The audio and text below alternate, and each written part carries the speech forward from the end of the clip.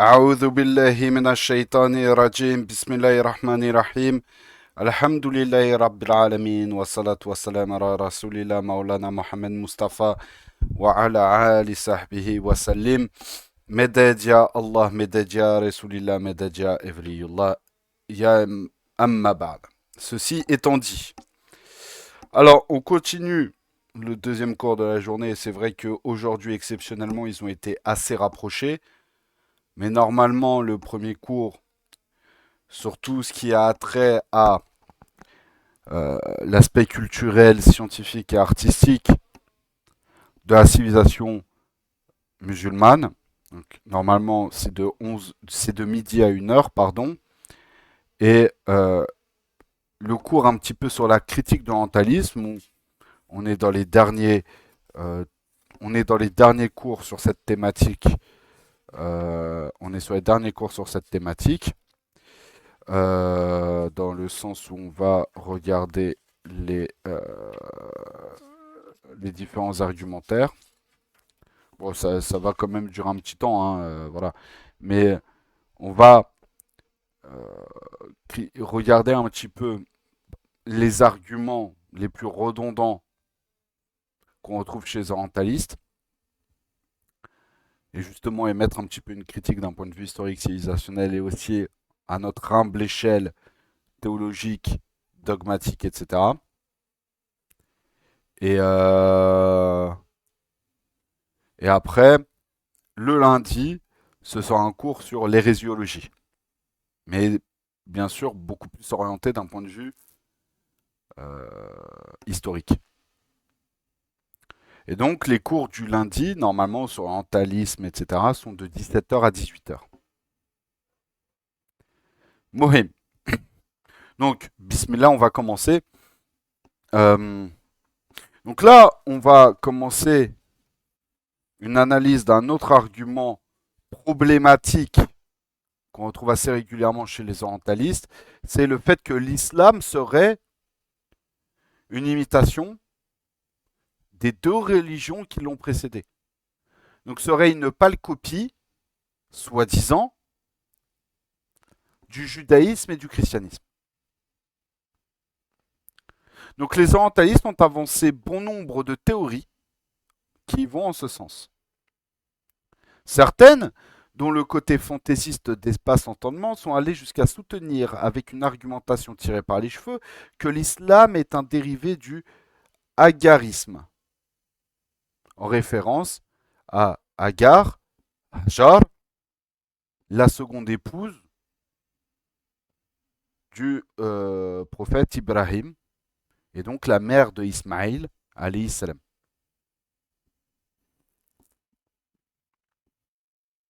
On peut prendre en exemple une étude faite par deux éminents spécialistes de l'Orient, et insister bien sur les guillemets que je suis en train de faire, sous le titre de Agarisme,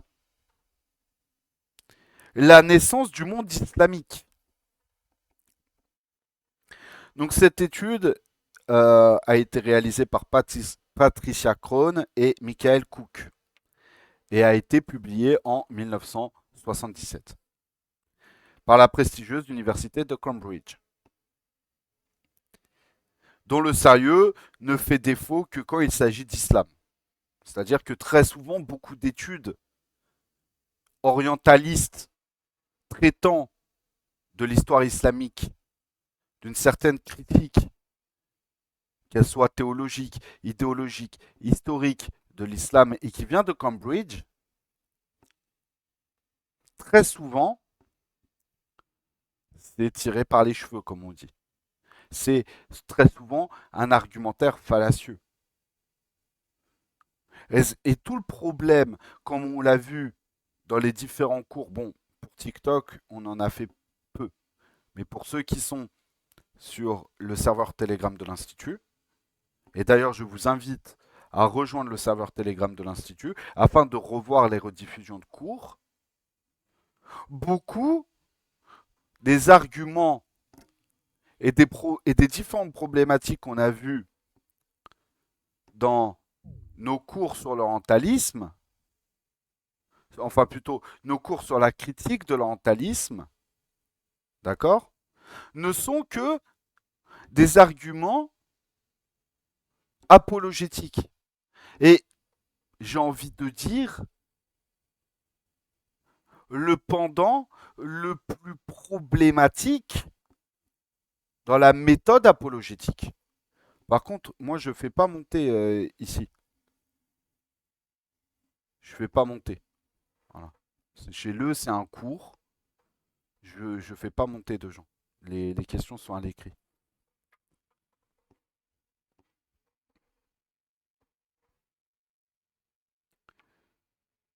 Donc cette étude soutiendrait que l'islam tel que nous le connaissons actuellement n'a pris forme que sous le califat d'Abd-el-Malik ibn Marwan.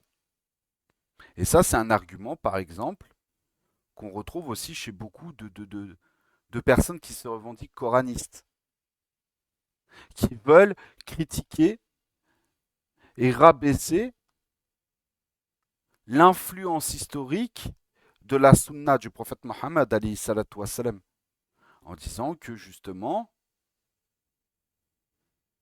euh, la sunna a été établie sous le califat des Omeyyades. Les plus sérieux, entre guillemets, diront, les plus sérieux, entre guillemets, vont citer le nom justement de Abdelmalik ibn Marwan. Mais la question, euh, elle est celle-ci. Comment est-ce que on peut se réclamer, entre guillemets, du coranisme, nier la sunna du prophète Mohammed quand les trois quarts de tes argumentaires viennent de où? Viennent de pseudos universitaires, dits orientalisme, dits orientalistes, qui n'a de sérieux que leur statut de docteur ou de chercheur entre eux, et qui viennent inventer tout euh, un pseudo-argumentaire pour nier l'héritage justement historique et de l'influence historique de la sunna sur notre religion.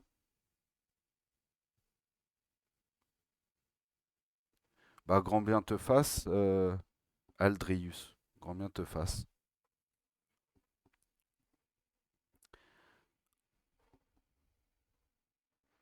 Donc en gros, ils disent que l'islam codifié tel que l'on connaît aujourd'hui, qu'il a été transmis aujourd'hui, notamment l'islam orthodoxe qui est l'islam sunni, date du khilafa de Omeyyade et donc sous le règne de Abdelmalik ibn Marwan, rahimahullah. Et donc, l'islam tel qu'on le... soi-disant, l'islam codifié comme aujourd'hui, daterait de 53 ans après que le prophète Mohammed a quitté ce bas monde. Mais que avant cela, ce qu'on appelait l'islam, c'était en fait le hagarisme.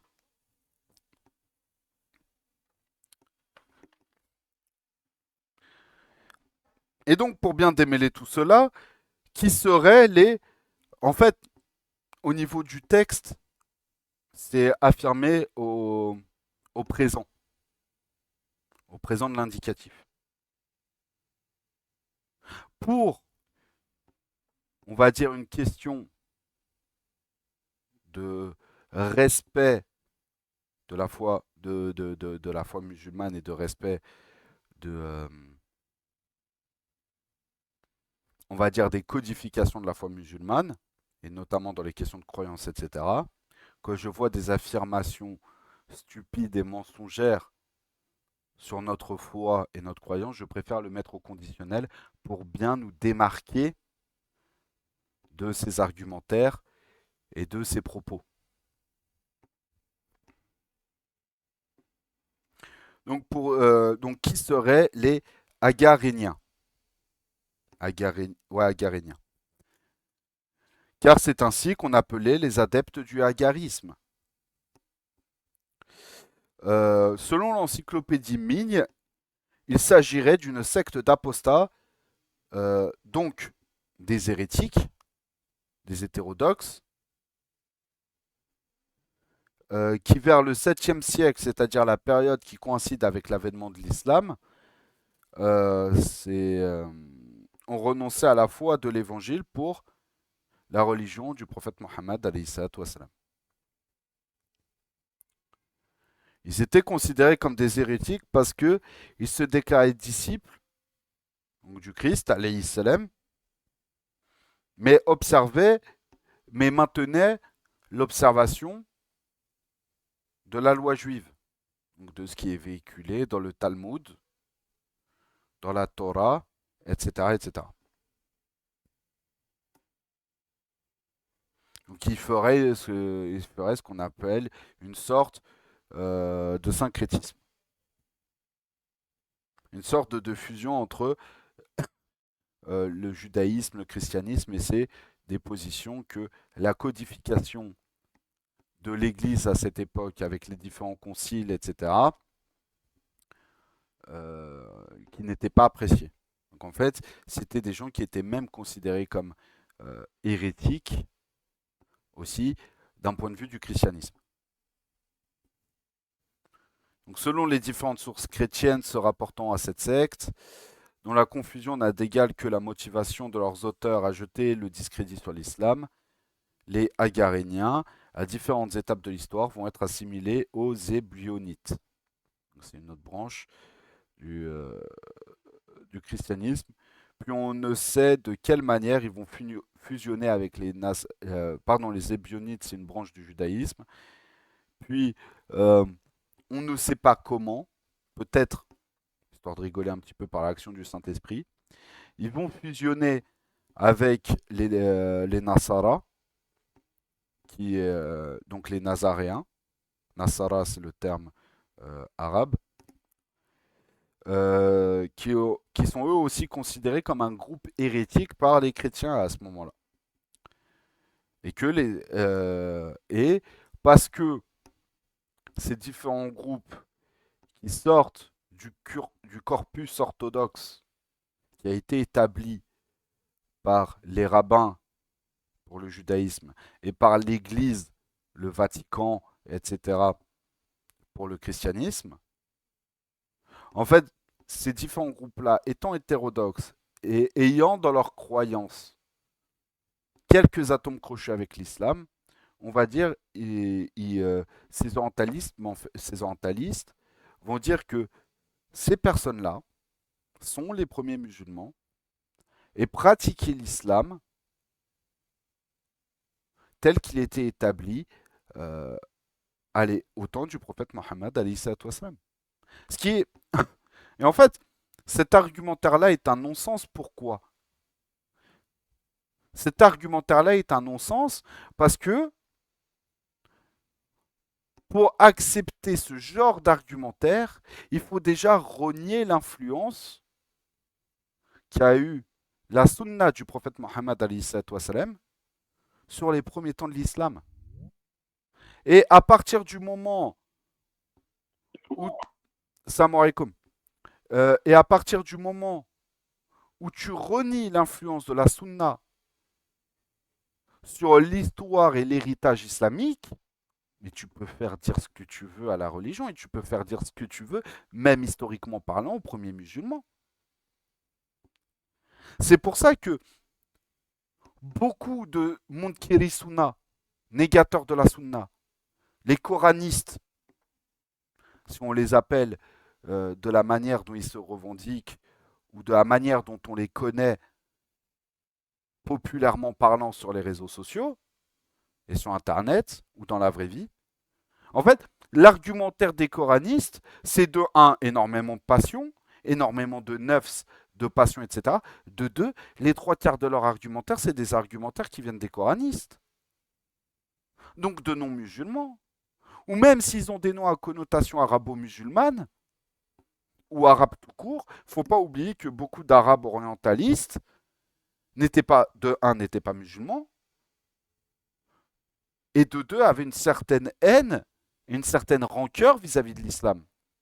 Donc toute la critique qu'ils faisaient sur l'histoire, la théologie de l'islam, des musulmans, etc., etc., est une critique d'opposition. N'est pas une critique, on va dire, avec une méthode précise et une méthode sérieuse. Et c'est là où il y a un réel problème d'un point de vue non seulement argumentatif, mais également sur les sources mêmes qui sont établies par les négateurs de la sunna, les coranistes, parce que leur argumentaire en fait ne se base que sur de un des non-musulmans. Le problème n'est pas que ce soit des musulmans ou des non-musulmans, le problème il n'est pas là. Le problème est que la méthode, les buts, la méthode, les buts profonds, les visées de beaucoup d'orientalistes sont de détruire l'attachement à l'islam traditionnel, d'accord, et surtout à l'orthodoxie sunnie, et de mettre en avant une nouvelle théologie, une nouvelle soi-disant, une nouvelle théologie, etc., qui n'a pour but que de faire apostasier beaucoup de musulmans, dont le coranisme. La mise en avant, pareil, d'une forme de salafisme. Si vous regardez ce qu'on appelait la Sahwa, donc c'est un peu cette réforme mi-Ikhwani, mi-Wahhabi, etc. Cette réforme et cette relecture et cette recompréhension des textes et notamment des questions d'ordre liées au raïb, à l'invisible, à la spiritualité, en fait c'est une lecture qui occulte l'aspect justement du raïb, des questions très spirituelles, et de vouloir mettre en avant en fait un aspect euh, scientifique moderne et une compréhension scientifique moderne, en fait, pour soi-disant, combler le retard technologique, scientifique qu'aurait l'islam sur le monde occidental.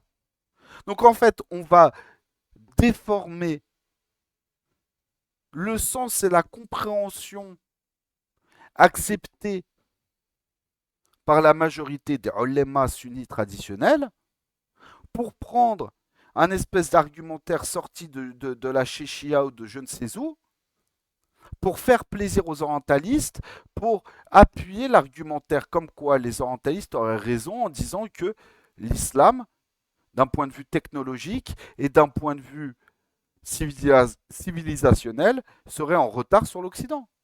Et que tout ça, c'est à cause de la spiritualité, du tasawwuf, de la méthode traditionnelle dans le fiqh, dans la aqidah, etc. Et qu'il faut faire une réforme de tout ça. Et notamment une réforme basée sur une mise en avant quasi exclusive du Coran sur la Sunna.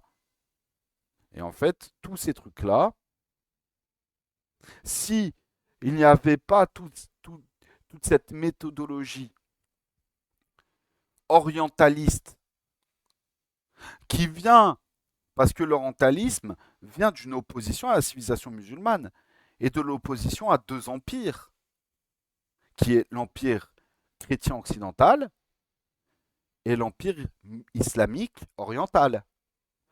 Les bases de l'orientalisme, c'est ça. Une fois que vous avez compris que beaucoup d'orientalistes, attention, il y a des orientalistes parce que l'orientalisme, c'est la science de l'étude de tout ce qui a attrait aux cultures, aux civilisations d'Orient. Donc bien sûr, nous, on regarde au premier lieu la civilisation musulmane parce qu'on parle en tant que musulman. Mais c'est exactement les mêmes problèmes qu'on va retrouver dans les civilisations turco-mongoles ou dans la civilisation chinoise, dans l'orientalisme qui analyse la civilisation chinoise ou le Japon, etc., etc. Et tu as vraiment beaucoup de problèmes d'orientalisme, mais c'est généralisé dans toutes les études orientalistes. Donc une fois que vous avez compris que la méthode orientaliste est une méthode qui a pour but et pour viser de détruire la civilisation musulmane et de détruire l'influence de la civilisation musulmane d'abord sur sa propre population, c'est-à-dire les musulmans. Maintenant, vous comprenez pourquoi on se retrouve avec des réformistes chelous aujourd'hui, des coranistes et une explosion aussi de la wahhabia. Quel est le résultat aujourd'hui? Le résultat de quoi, Matek?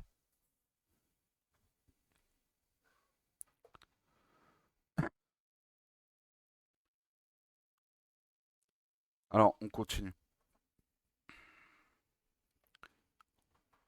Mais alors, quel rapport peut-il y avoir entre les Nazaréens, donc les Nassaras, et l'islam? Pour que les orientalistes aient pu conclure que les premiers musulmans étaient d'anciens Nazaréens. C'est-à-dire des Nazaréens qui sont déjà un groupe hétérodoxe du christianisme à l'époque de la prédication du prophète Mohammed alayhi salatu wassalam.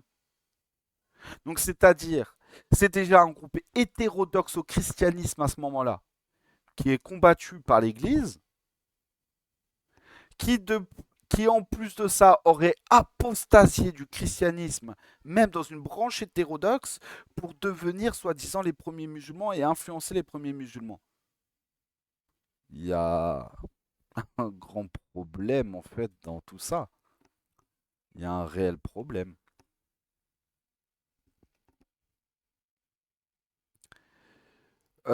Qui descendent des Agaréniens tout en se réclamant chrétiens et qui observaient quasi uniquement des coutumes et des pratiques juives.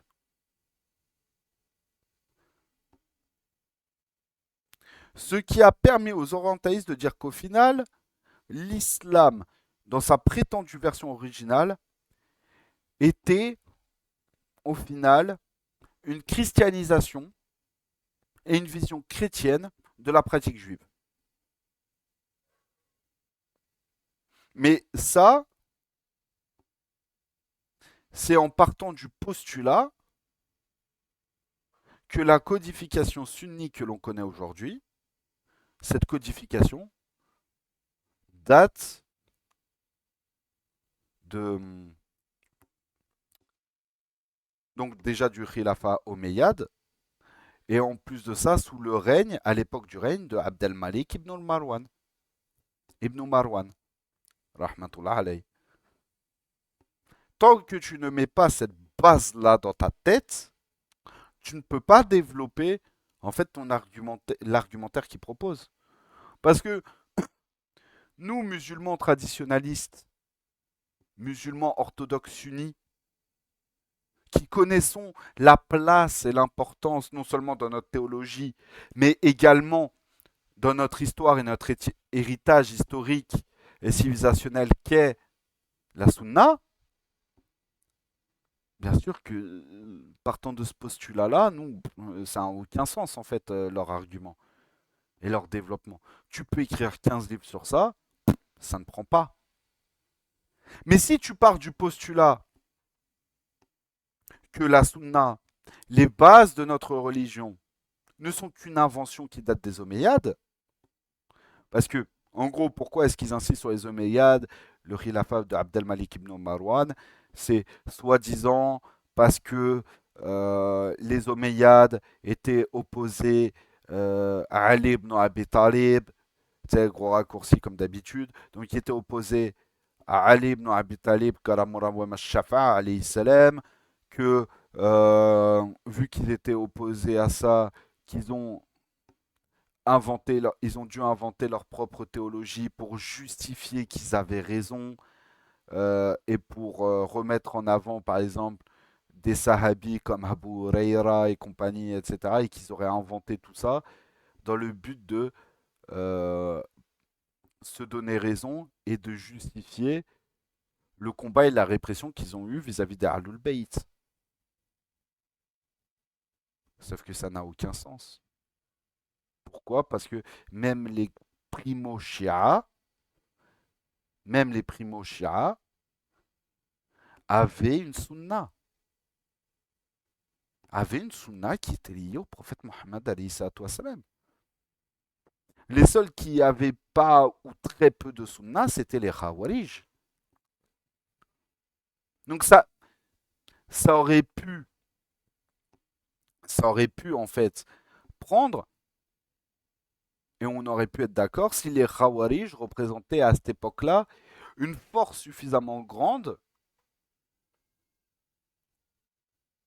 pour déstabiliser le califat des Banu Umayya, donc des Omeyyades. Et si et s'il n'y avait pas justement de témoignages de Sahabis qui vivaient aussi en ce temps-là. C'est pour ça tout le problème, le premier problème de l'orientalisme, c'est que l'orientalisme veut s'attaquer aux fondements théologiques de l'islam, parce qu'en s'attaquant aux fondements théologiques de l'islam, on s'attaque aux fondements civilisationnels de l'islam. Sauf que, alhamdoulilah, nous avons des ulémas, des chouyours et des garants qui non seulement d'un point de vue historique, mais aussi d'un point de vue théologique, portent cet héritage de l'orthodoxie musulmane, de l'orthodoxie sunnie, d'Ahlus Sunnah. Tu enlèves, tu attaques cet héritage-là, tu t'attaques à un mur. Parce qu'on a on a les textes, on a l'explication et la transmission des ulama. Donc tu es obligé de mentir, de couper, de falsifier les fondements de notre religion pour poser des argumentaires comme celui-ci.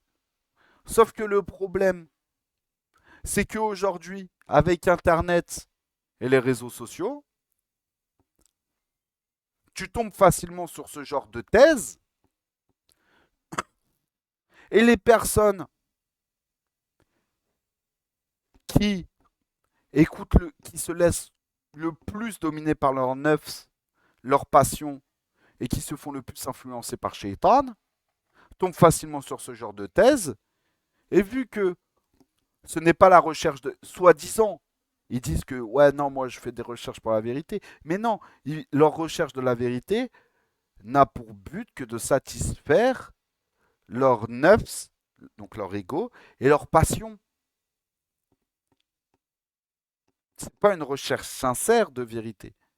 Et donc ils tombent sur ce genre de thèses farfelues qui viennent de gens qui veulent détruire les fondements théologiques de notre religion.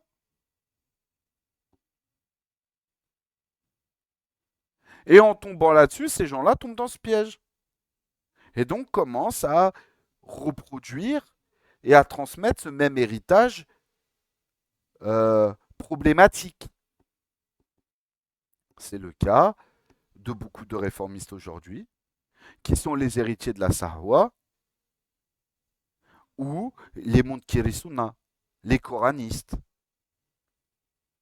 Ce sont les dignes héritiers musulmans, entre guillemets, des orientalistes. Parce qu'il faut savoir que parmi les orientalistes qui ont ces arguments problématiques et ces arguments fallacieux et, euh, et ce discours fallacieux vis-à-vis de l'islam et de nos fondements théologiques, tu avais aussi des gens qui se revendiquaient musulmans, qui étaient même, entre guillemets, des chouyours. C'est ce qu'on a vu dans l'introduction sur l'orientalisme en se basant sur le livre du docteur Mustafa Sib'i, Rahmatullah alayh, lorsqu'il disait que quand il étudiait Al-Hazar,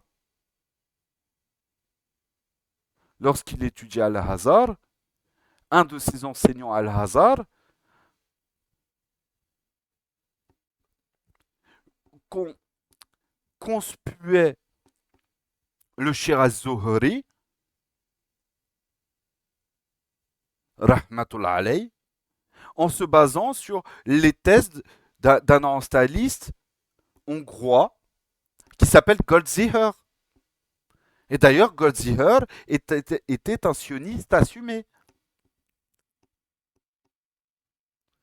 Vous voyez le problème?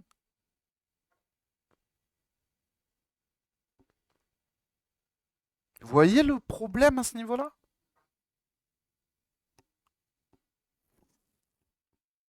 Continuons. Non, mais en fait, oui, c'est des orgueilleux, ils se laissent dominer par leurs neufs, etc. Mais ils ont quand même cet attachement culturel. Ils gardent un peu cet attachement culturel et cet attachement dans le cadre de la fitra, entre guillemets, de se revendiquer musulmans. Parce que souvent, ils sont d'origine euh, musulmane, de pays musulmans, etc.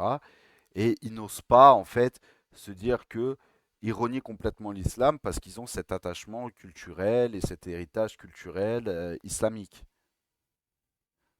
Mais vu que eux, souvent, ils ne veulent pas, en fait, de l'islam traditionnel aussi, et de certaines, on va dire, restrictions, entre guillemets, que tu as dans l'islam, bah, du coup, qu'est-ce qu'ils font? Ils vont essayer de chercher un moyen de continuer à se revendiquer musulmans, à être attachés à l'islam, enfin à se dire attachés à l'islam, tout en ayant un islam un peu souple, mignon et gentil. Et en tombant justement sur des thèses orientalistes comme celle-ci, en fait, ils se disent quoi? Ils se disent, mais l'islam qu'on m'a vendu depuis tout petit, c'est pas, pas le vrai islam. C'est pas ce qui est voulu par le Coran, etc. Tu vois? Et, euh, et du coup, ça commence comme ça. Mais on va pas s'étaler, tu vois, Mel, mais t'as raison. En fait, c'est la base. Tu ne comprends pas les versets où Allah Azzawajal met en avant l'importance, l'amour et l'obéissance que tu dois avoir vis-à-vis du prophète Mohammed alayhi salatu wassalam. Si tu les comprends pas de cette manière-là, mais en fait, tu vas rabaisser le statut du prophète Mohammed alayhi salatu wassalam. Et vu que tu rabaisses le statut du prophète Mohammed alayhi salatu wassalam, notamment avec les paroles du style ouais, mais c'était un homme comme les autres. On parle d'un prophète d'Allah Azzawajal et toi, tu me parles d'un homme comme les autres, mais t'es pas fou un petit peu? Tu vois? Donc, déjà, ne serait-ce que juste en rabaissant le statut du prophète Mohammed alayhi salatu wassalam à simple homme, bah après, c'est le déroulé derrière de tout ce que tu veux. Hein. Avec, oui, mais il peut se tromper. Du coup, vu qu'il peut se tromper, qu'est-ce qu'on en sait que la sunna, au final, c'est haq. Starfallah. Hein. Mais c'est ça, plus ça. Et ce qui fait que tu vas plus avoir confiance dans des thèses de pseudo-savants, de pseudo-scientifiques occidentaux, orientalistes, qui vont te faire une critique de l'islam. Mais vous êtes sérieux? C'est-à-dire vous faites plus confiance dans des occidentaux non musulmans que dans les chouyours qui transmettent notre héritage en fait, les chouyours traditionnels. Et le problème, c'est que tu as aussi, comme je le disais, tous ces mouvements réformateurs qui, soi-disant, veulent épurer l'islam des bid'ah et des retards civilisationnels, par exemple la Sahwa, la Wahhabiyya, etc. Et en fait, le problème, c'est que tous ces mouvements-là, la Sahwa, la Wahhabiyya, la pseudo-salafia contemporaine, tu vois, euh, d'une certaine... En fait, tous ces mouvements-là n'ont qu'un seul but et qu'un seul objectif. C'est pareil, c'est de restreindre l'héritage traditionnel, de rabaisser l'héritage traditionnel.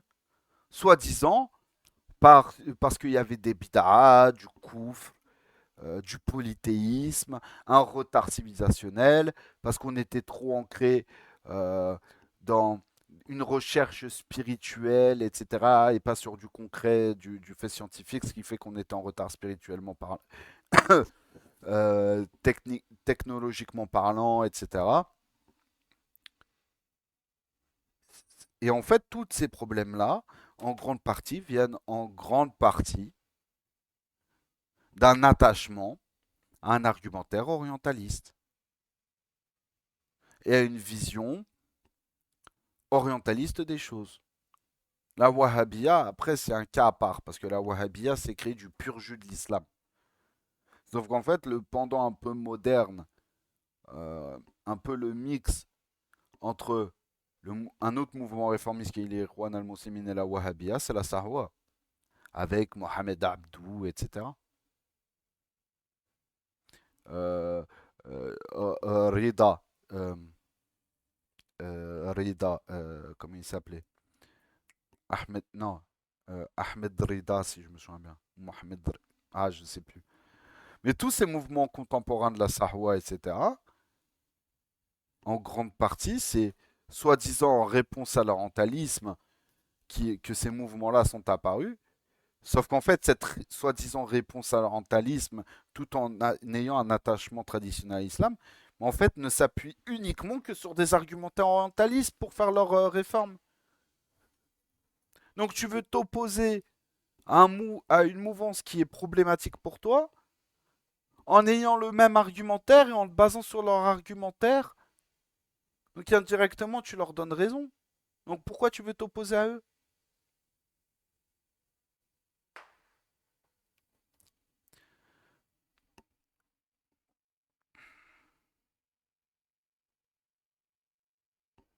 Donc signalons au passage, reprenons la lecture, signalons au passage que nous ne parlons pas des premiers chrétiens qui se sont fait appeler les Nasara, donc nazaréens ou nazoréens, en référence à la ville d'origine de Jésus selon le corpus chrétien, qui est Nazareth, Nazareth,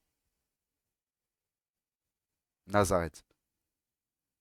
Mais ils font référence à un groupe là qui a existé entre le 1er et le 7e siècle de l'ère chrétienne, que certains assimilent justement aux Agaréniens. Donc ici, la démarche de Patricia Crone et de Michael Cook, qui se réclament d'un orientalisme dit scientifique, académique, à l'image de celui d'Ignaz Goldziher, dont on a parlé plus tôt, est toute simple. Elle consiste en un premier temps à établir le lien entre le mot nazaréen que portait une ethnie originaire du village d'Ansari près de Alep en Syrie, et celui du mot Ansar que portaient les premiers musulmans de Médine. Les Nazaréens, selon donc les sources et cette méthode orientaliste, s'identifiaient comme les secoureurs de Dieu ou les alliés de Dieu, An-Nasara. Et donc, les secoureurs de Dieu, c'est Ansarullah. Excusez-moi, j'ai oublié le Allah. Et donc, les premiers musulmans de Yasrib, qui deviendra par la suite Madinatun Nabi, après la hijra du prophète Mohammed, qui par la suite se sont fait appeler les Ansar, donc ceux qui supportent ou ceux qui aident, en un deuxième temps. Donc ça, c'est de faire le lien, par exemple, entre les Nazaréens, qui étaient un groupe hétérodoxe du christianisme, etc., qui habitait en Syrie, faire le lien linguistique avec les Ansar. Et donc ça, c'est en premier temps. Et dans un deuxième temps, on va jouer encore plus sur la linguistique en faisant un rapprochement entre les racines des deux mots. Donc le nun, le zei et le ra, pour nazaréen, et le noun, le sin ou le sad, j'ai un doute, et le ra pour les ansar. Je crois que c'est un sad. Donc,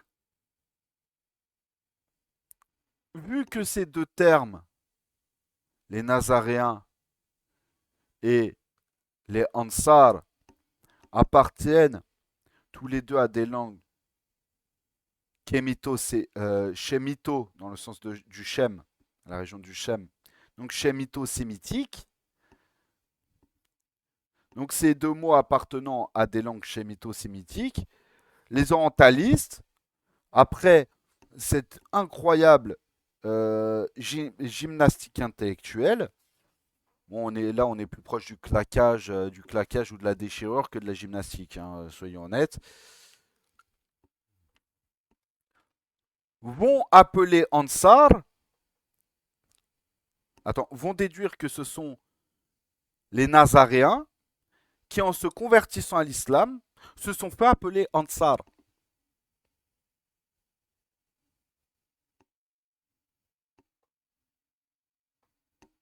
Prenez comme vous voulez. Voilà. Je continue. Pas de commentaires. Prenez-le comme vous voulez. Voilà.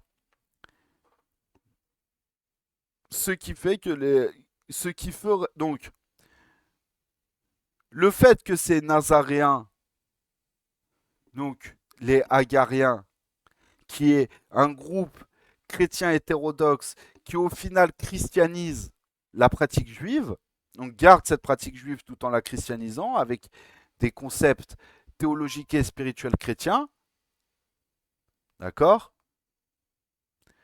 Le fait que eux se font appeler Ansar, ce qui fait dire que les premiers musulmans, en fait, ils seraient d'origine juive.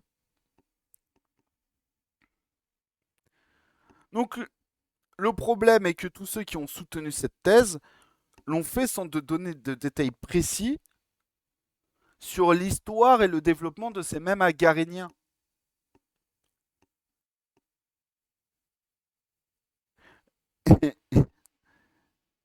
Donc, ils ne donnent pas de détails sur les conjonctures, donc les points de ressemblance et d'incointance entre les agaréniens et les nazaréens. Ils ont juste fusionné sans donner aucun détail sur le cheminement des nazaréens, donc le cheminement spirituel et religieux, à travers l'histoire. Ou de la manière dont ils se seraient retrouvés à Médine. Donc, comment est-ce que ces nazaréens anciennement agaréniens ou nazaréens qui deviennent agaréniens, qui par la suite se convertissent à l'islam, pour ensuite, après, s'installer à Médine et devenir les Ansar de Médine. Ils n'expliquent pas, en fait, l'évolution historique, le déroulé et le cheminement historico-théologique de comment est-ce que ces Nazaréens qui ont christianisé la pratique juive, par la suite se sont installés à Médine. Il n'explique pas. C'est juste, on fait des liens linguistiques, hein, des liens linguistiques sur des racines trilitaires, des liens entre certaines pratiques, certaines croyances, certains noms que tu retrouves aussi dans le Coran, et pof, ça suffit pour faire une thèse.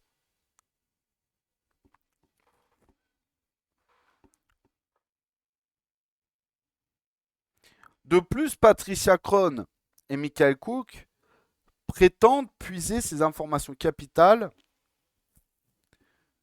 tantôt de vieux écrits juifs, tantôt par des vieux écrits coptes.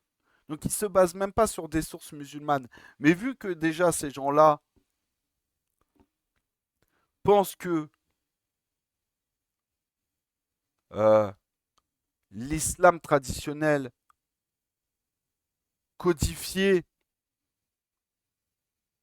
tel qu'on le connaît aujourd'hui daterait, tu vois, de l'époque du califat de Abdelmalik ibn Marwan. C'est ça le problème. C'est que ces gens-là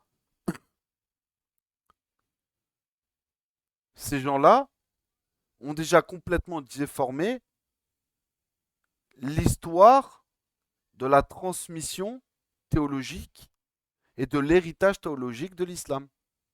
Donc, partant de ce postulat-là, tu peux dire tout et n'importe, tu peux faire dire tout et n'importe quoi à la religion.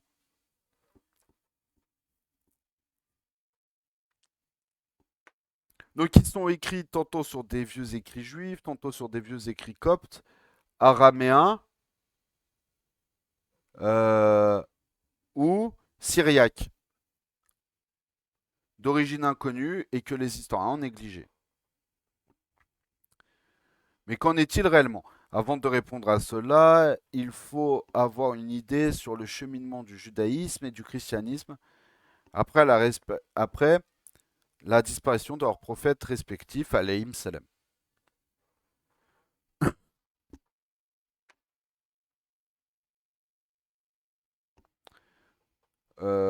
Donc, après Moïse, alayhi salam, les Hébreux vont carrément se détourner du monothéisme et vont devenir païens.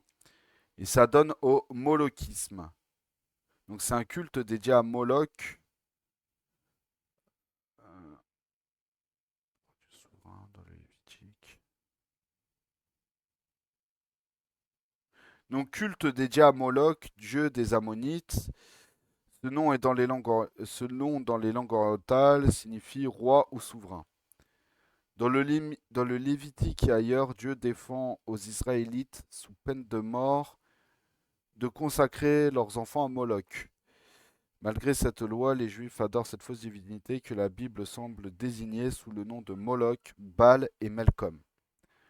La coutume des idolâtres était de faire passer les enfants par le feu en l'honneur de ce faux dieu, et il paraît que souvent l'on poussait la barbarie jusqu'à les brûler en holocauste, comme le faisaient les Carthaginois et autres en l'honneur de Saturne. Donc ça, il dit de se rapprocher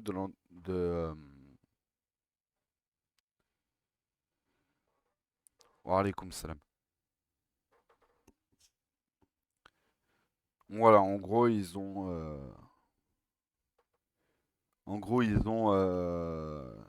apostasié et sont retournés à des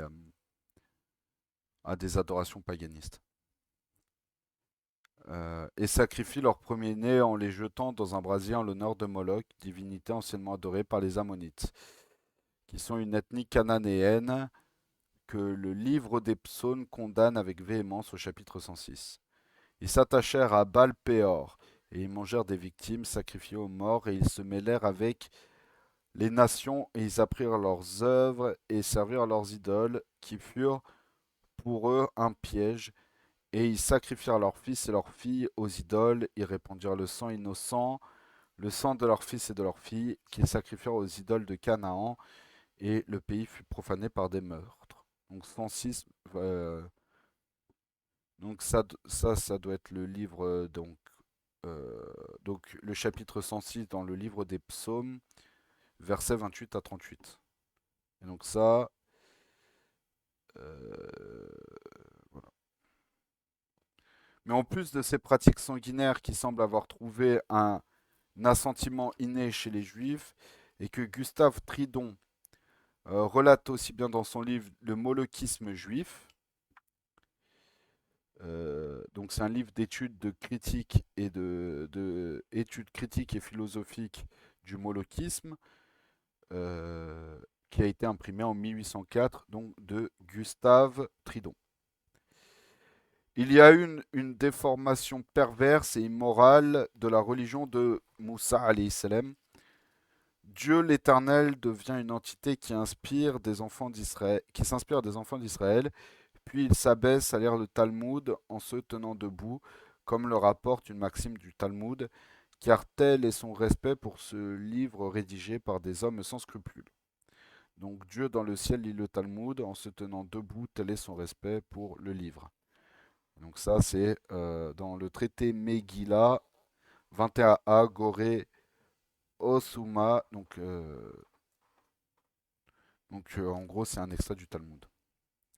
Mieux encore, Dieu devient une entité à qui il plairait d'être béni par un rabbin, comme le rapporte une autre maxime du Talmud.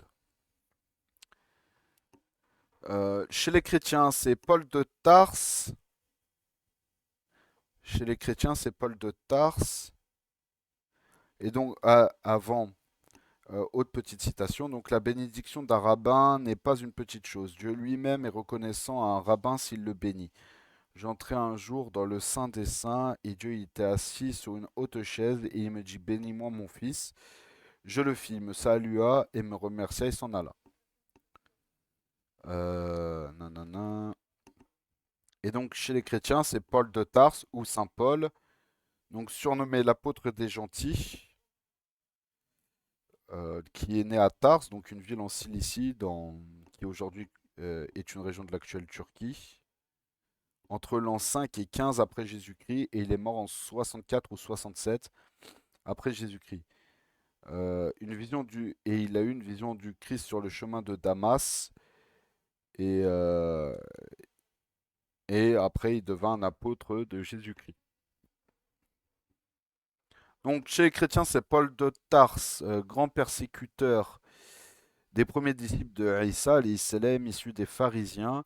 Donc ces marchands du temple condamnés par Jésus lui-même, qui devient, on ne sait par quel moyen, la figure emblématique du christianisme. Un christianisme bien différent de celui de Jésus, alayhi salam. Nous pouvons même dire que c'est Paul de Tarse, ex-ennemi juré du Christ, alayhi salam, qui va définir le christianisme et lui donner l'aspect que nous lui connaissons actuellement.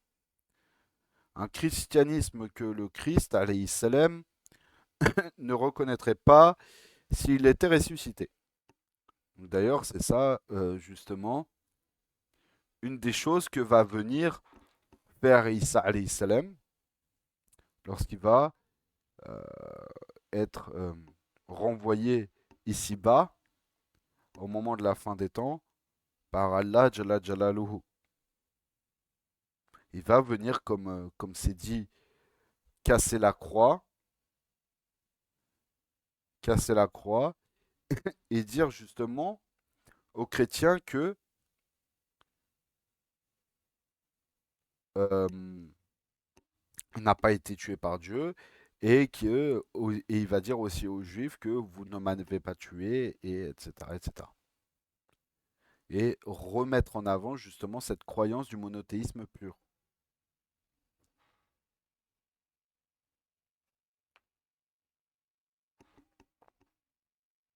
Donc le dogme du Dieu unique est remplacé par celui de la Trinité, c'est-à-dire un Dieu unique en trois personnes, le Père, le Fils et le Saint-Esprit. Entité égale et participant à une même essence. La religion se retrouve entre les mains d'hommes qui se voient investis d'un pouvoir divin, qui fait d'eux des ministres de Dieu et qui, en vertu de ce pouvoir, ont pleine autorité quant à décider de ce qui est de la foi chrétienne et de ce qui ne l'est pas. À l'image d'Irénée de Lyon, évêque du IIe siècle qui décide en l'an 180 de l'ère chrétienne que seuls les évangiles de Matthieu, Marc, Luc et Jean sont canoniques. Où est l'évangile de Aïssa alayhi salam? Point d'interrogation. Pourquoi l'évangile de Barnabé qui va à l'encontre de la Trinité et l'évangile de Judas qui présente une thèse tout autre de la trahison de Judas sont-ils déclarés apocryphes? Bon, l'évangile de Barnabé au niveau des études historiques les plus récentes montre que l'évangile de Barnabé ne peut pas être du temps de en fait des premiers temps en fait du christianisme.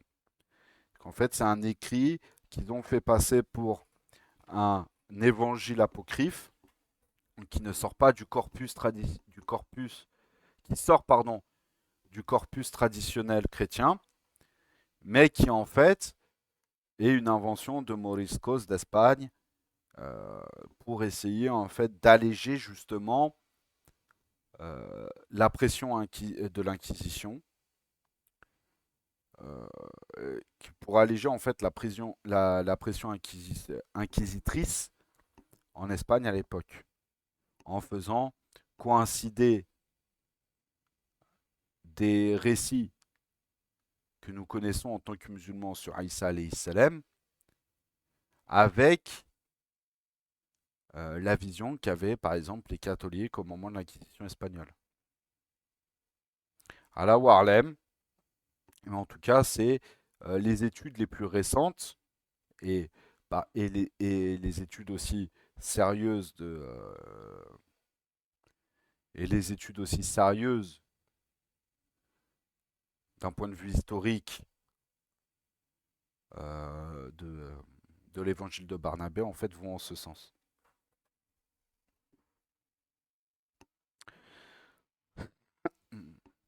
Pas de réponse, si ce n'est qu'ils ne servent pas les intérêts d'une minorité qui veut asseoir un pouvoir théocratique au nom de Dieu.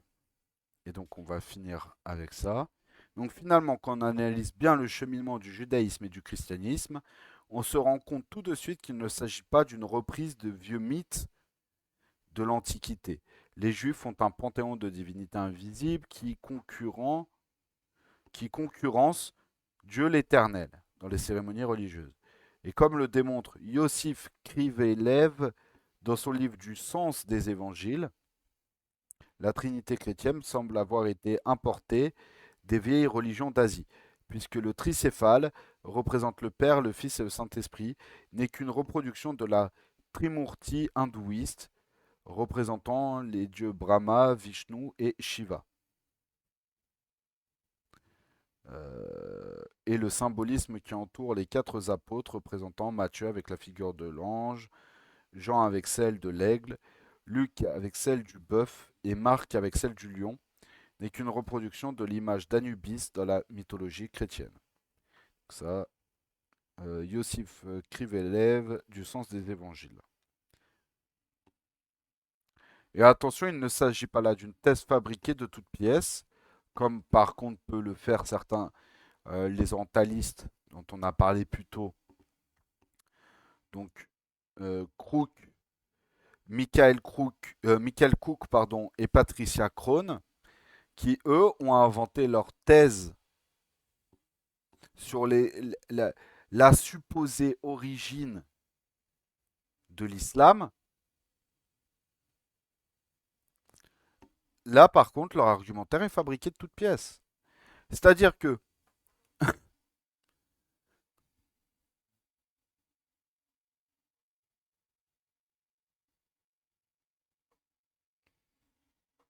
c'est-à-dire que, au contraire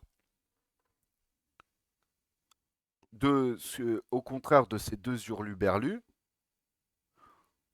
toutes les sources, et même les sources contemporaines de ce temps, vont dans le sens justement que on est sorti du message monothéiste originel du judaïsme ou du christianisme.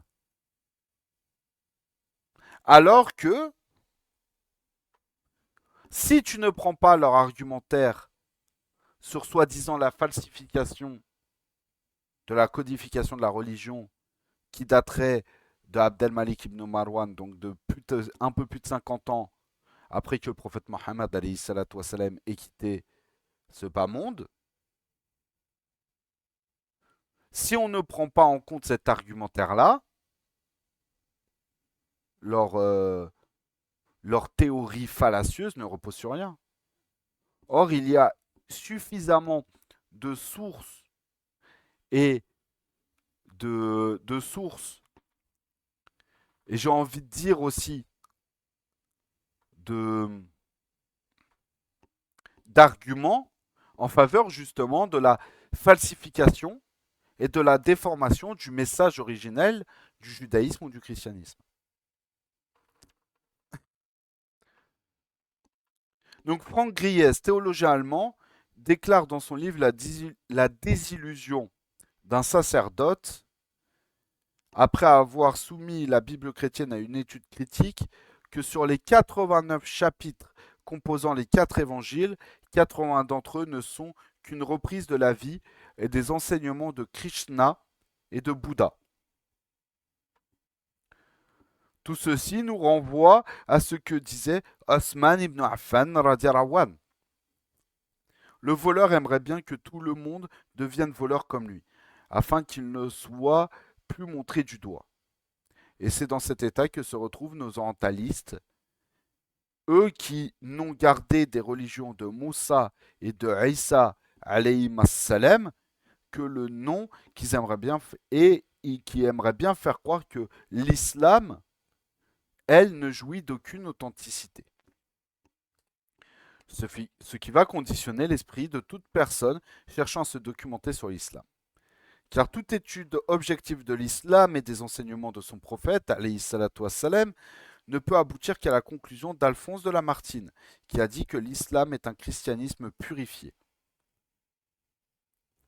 Et donc ça, c'est une citation de Alphonse de Lamartine dans Voyage en Orient.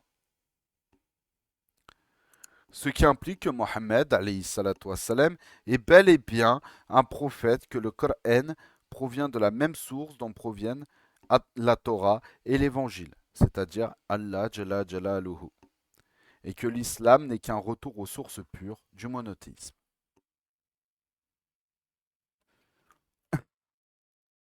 Donc on s'arrête là et on va prendre, Inch'Allah, 5-10 minutes.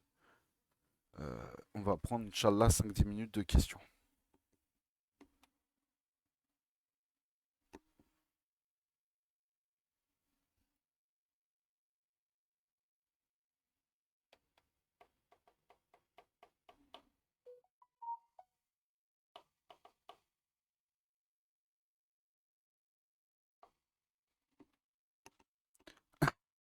Alors que ce soit sur TikTok ou alors est-ce que sur TikTok, est-ce qu'il y a des questions, Inch'Allah?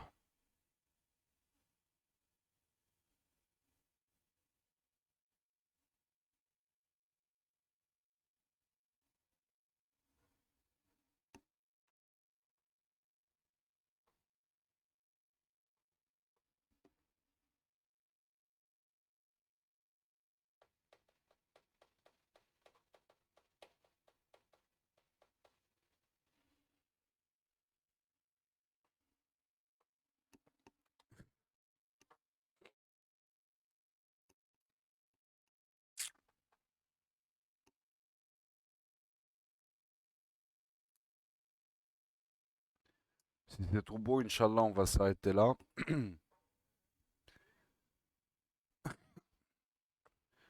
Subhana rabbika bizzati amma yasifun.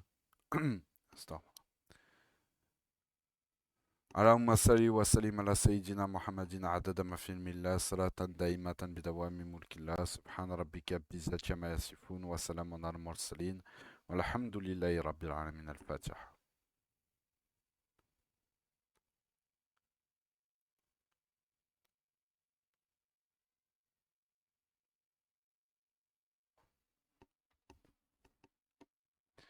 السلام عليكم.